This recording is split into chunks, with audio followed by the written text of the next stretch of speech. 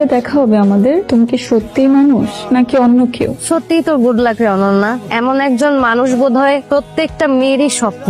আচ্ছা, তুই কি কোনোভাবে বুঝতে পারছিস যে মানুষটাকে? বুদ্ধ একটা। যদি পারতাম তাহলে তো ওকে চাপতে ধরতাম আর বলতাম মেরি জান অনেক হয়েছে, এবার থামো। ক্যাম্পাসের মধ্যে যদি কেউ থাকে, ধর আমাদের বন্ধু বান্ধবের মধ্যেই যদি মানুষটা হয়, তাহলে তুই কি করবি? অসম্ভব। যদি সেম ইয়ারের হয় তাহলে তো আমি কোনোভাবেই মেনে নিব না, আর যদি জুনিয়র হয় তাহলে থাপড়া বোধ হবে, আর যদি সিনিয়র কেউ হয় তাহলে ভেবে দেখবো।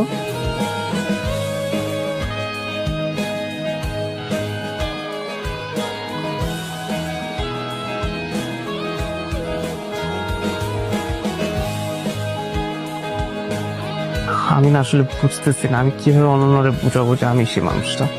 আমি কিভাবে ওর সামনে গিয়ে দাঁড়াবো?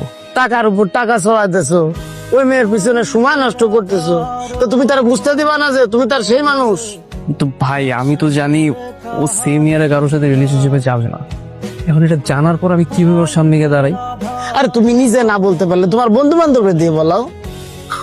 কিন্তু ভাই, আমি যে অনন্যরে পছন্দ করি এটা তো ওর বন্ধু বান্ধব কেউ জানে না, আমি কাউকে বুঝতে দিই নাই। আরে মিয়া, তুমি অন্য কারো বুঝতে না দিলে অন্তত যারে তুমি পছন্দ করো তার তোমার বোঝাইতে হবে না?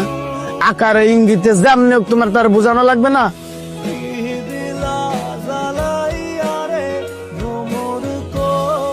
সারপ্রাইজ! আরে সুমন ভাই, আপনি? This is for you. তার মানে এই যে এতদিন খরগোশ, কবুতর, লাভবার্ড, লাল গোলাপ, শাড়ি, চুড়ি, টিপ, এই সব কিছু আপনি দিয়েছেন? সুমন ছেলের কে পাঠাবে? তার মানে তোর ওই কাজিনটা তোকে ইমপ্রেস করার জন্য এতদিন ধরে এত কিছু করে গেল?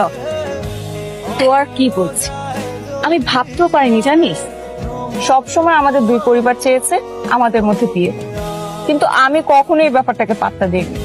আমার মনে হয়েছে যে ছেলে ছোট থেকে দেশের বাইরে বড় হয়েছে সে হয়তো আমাদের দেশের সংস্কৃতি, আমাদের নিজেদের কালচার এসব ভুলে গেছে। আর আমি কখনো এরকম কাউকে আমার লাইফ পার্টনার বানাবো না যে কিনা ফুচকা, ঝালমুড়ি, টঙের দোকানের চা এসব পছন্দ করবে না। আমার মনে হয় এই জন্য সুমন ভাইয়া নিজেকে